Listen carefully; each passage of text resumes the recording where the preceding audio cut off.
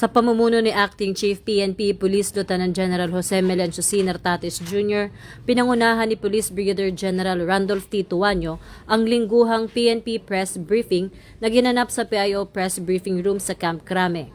Inilahad sa aktibidad ang mga police-initiated accomplishments ng Philippine National Police, kabilang ang mga ulat ni Police Brigadier General Hansel Maranta ng Highway Patrol Group, Police Colonel Pierre Paul Carpio ng Forensic Group, at Police Colonel Joshua Alejandro ng PNP Command Center hingil sa kasalukuyang operasyon, update sa Cabral case at mga paghahanda para sa New Year's deployment, lalo na ang mahigpit na pagbabantay sa paggamit ng mga paputok.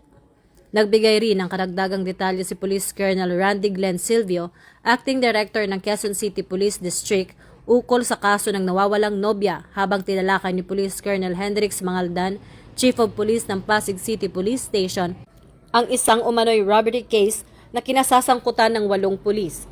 Sa kabuuan, binigyang diin sa press briefing ang patuloy na pagsisikap ng PNP na mapanatili ang kaligtasan ng publiko at ang maayos at epektibong pagpapatupad ng batas sa buong bansa.